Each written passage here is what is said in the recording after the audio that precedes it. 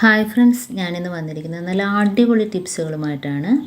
അപ്പോൾ എൻ്റെ ഈ ചാനൽ സബ്സ്ക്രൈബ് ചെയ്യാതെ കാണുന്ന കൂട്ടുകാരുണ്ടെങ്കിൽ പ്ലീസ് ഒന്ന് സബ്സ്ക്രൈബ് ചെയ്ത് സപ്പോർട്ട് ചെയ്യാൻ മറക്കല്ലേ. അതേപോലെ തന്നെ സ്കിപ്പ് ചെയ്യാതെ തന്നെ കണ്ടാൽ മാത്രമേ നമുക്ക് വീഡിയോ ഫുള്ള് മനസ്സിലാവുകയുള്ളൂ. അപ്പോൾ നമുക്ക് വീഡിയോയിലോട്ട് കിടക്കാം.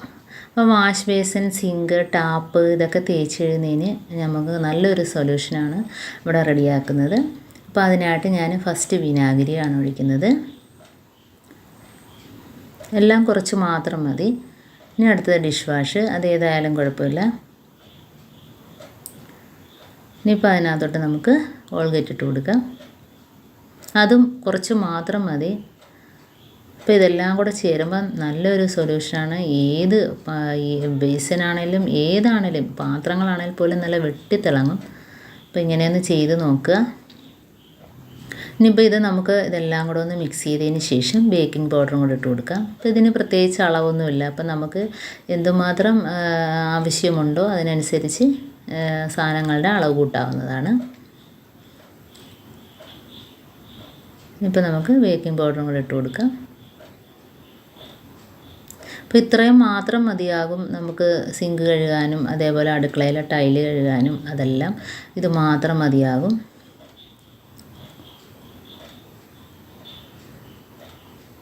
അപ്പോൾ ഇതെല്ലാം ഇളക്കി കൊടുത്തതിന് ശേഷം ഞാനൊന്ന് സിങ്കും അതേപോലെ തന്നെ കിച്ചൺ ടൈലും എല്ലാം ഒന്ന് തേച്ച് കൊടുക്കുകയാണ്.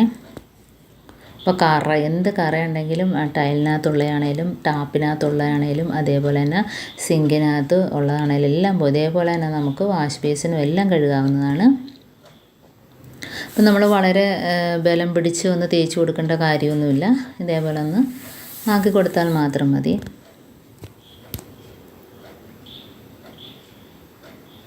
അപ്പോൾ നമുക്ക് തേക്കുമ്പം തന്നെ കണ്ടോ അറിയാൻ പറ്റുന്നുണ്ട്, നല്ല ഒരു തിളക്കമാണിത്.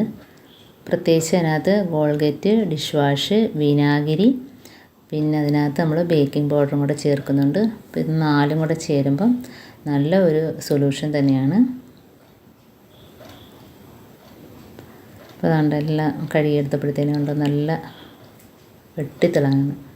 അപ്പോൾ ഇതേപോലെ നമുക്ക് രാത്രിയൊക്കെ ഇതേപോലെ തേച്ച് കഴുകിയിട്ടാൽ പിന്നെ നമ്മൾ സിങ്കിനകത്തൂടെ ഒരു പാറ്റയോ പ്രാണികളോ ഒന്നും തന്നെ വരത്തില്ല. ഇനിയിപ്പോൾ അടുത്ത ടിപ്പെന്ന് പറഞ്ഞാൽ നമ്മൾ ഫ്ലാസ്കിനകത്തൊക്കെ ഇപ്പോൾ ഹോസ്പിറ്റലിൽ കൊണ്ടുപോകുന്നതാണെങ്കിലും ഫ്ലാസ്കിനകത്തൊക്കെ ചായ ഒഴിച്ച് കൊണ്ടുപോകുമ്പോഴത്തേനും ഒരു പ്രത്യേക സ്മെല്ലാണ് ആ ഫ്ലാസ്കിന്. അപ്പോൾ ആ സ്മെല്ലില്ലാതിരിക്കാൻ വേണ്ടി നമുക്ക് കുറച്ച് പേപ്പർ ഇതേപോലെ അതിനകത്തോട്ട് ഇട്ട് കൊടുക്കാം. എന്നിട്ട് 2 ദിവസം നമ്മൾ ഇതേപോലെ ഒന്ന് വെച്ചതിന് ശേഷം ഒന്ന് നോക്കേ, ആ ഒരു സ്മെല്ലേ കാണത്തില്ല. നമ്മൾ ചായയൊക്കെ ഒഴിച്ച് വെച്ചാൽ അങ്ങനെയുള്ളൊരു സ്മെല്ലേ കാണത്തില്ല.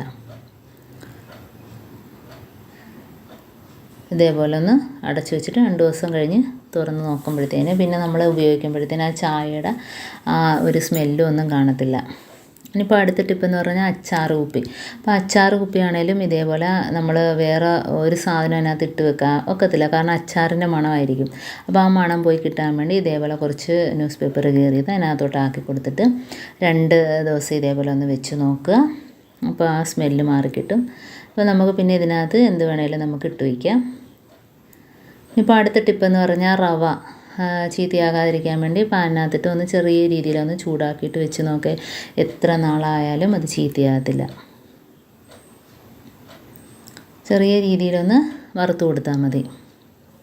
ഇപ്പോൾ അടുത്ത ടിപ്പെന്ന് പറഞ്ഞാൽ നമ്മൾ ഇഞ്ചി, വെളുത്തുള്ളി എന്ത് ചതയ്ക്കണമെങ്കിലും നമുക്ക് ഇടികല്ലില്ലെങ്കിൽ ഇതേപോലെ ഒരു കട്ടിയുള്ള കുഴിഞ്ഞ ഗ്ലാസ്സോ എന്തെങ്കിലും പാത്രം മതി. അപ്പോൾ ഇതേപോലെ ഒന്ന് പിടിച്ച് വെച്ചിട്ട് നമുക്ക് ഉരുട്ടിയൊക്കെ പരത്തത്തില്ലേ, ചപ്പാത്തിയൊക്കെ പരത്തുന്ന ആ കോല് വെച്ച് ഒന്ന് ഇടിച്ചു കൊടുത്താൽ മതി. നല്ല രീതിയിൽ തന്നെ ചതഞ്ഞ് കിട്ടും.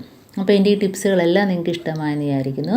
ഏതെങ്കിലും നിങ്ങൾക്ക് ഉപകാരപ്പെട്ടു എന്ന് കാണുകയാണെങ്കിൽ നിങ്ങളൊന്ന് ലൈക്ക് ചെയ്യാനും കമൻറ്റ് ചെയ്യാനും സബ്സ്ക്രൈബ് ചെയ്യാനും മറക്കരുത്. ഇനിയും നല്ല അടിപൊളി ടിപ്സുകളുമായിട്ട് വീണ്ടും കാണാം. Thanks for watching.